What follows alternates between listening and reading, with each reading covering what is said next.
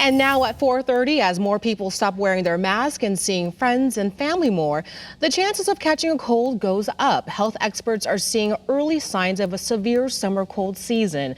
And joining us live is Dr. Craig Mittleman. He is the Regional Medical Director of Emergency Services at Lawrence and Memorial Hospital. Doctor, thank you for joining us today. You're welcome, Shantae. Nice to be here. Oh, we're glad to have you. Doctors, are summer colds worse this season compared to previous ones?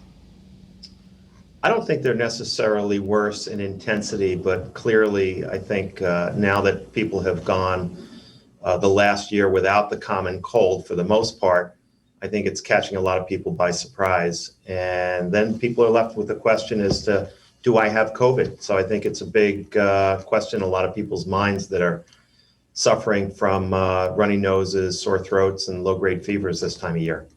Do you believe this is the peak of it, or do you think more people could get a cold as they see more people? Well, clearly, the common cold is a coronavirus, oddly enough, and folks that have colds do transmit colds. They get transmitted the same way that the COVID virus gets transmitted, usually through direct contact or through droplets, the way common colds got transferred in the past. So I think there's a big question as to whether or not masks can be helpful. I think when people are home and have a cold, if it's a mild cold, it can be managed at home. And clearly nobody wants to pass a cold on to their loved ones or their kids or elderly family members. So, remember the old adage, cover your cough? That still applies.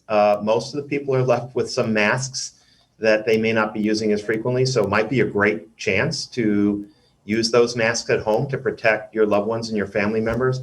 And then go back to the good old fashioned, keep your hands clean. Use the hand sanitizers that you have to keep the people in your household protected. That's good to know. I know you touched on it a moment ago, but I kind of want to dial it back a bit. How do you tell the difference between a cold and COVID? Well, like I said before, it can be kind of difficult, but I will tell you this. They are both coronaviruses.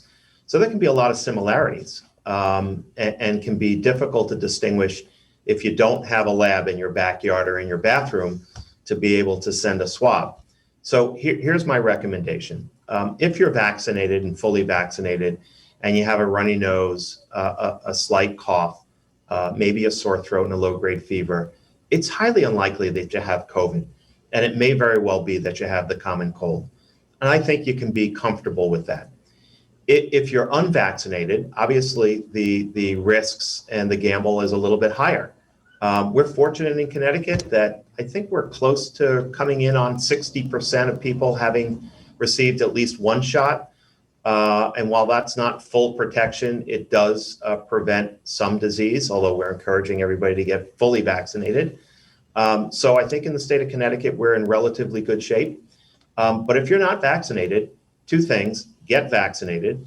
And if your cold turns into a severe illness with severe shortness of breath, severe fever, confusion, agitation, I think that would prompt being hospitalized. And by the way, those things apply to people that are vaccinated who do become ill. So I think general common sense for the general public applies here. And I'm hoping that the cold is something that we'll probably see throughout the summer at some point. I'm not sure that we're going to see any sort of profound surge like we saw with the prior 12 months. Well, that's good to hear. Dr. Mittleman, thank you so much for your time and your insight this afternoon. Take care. All right, you're welcome, Shantae. Bye.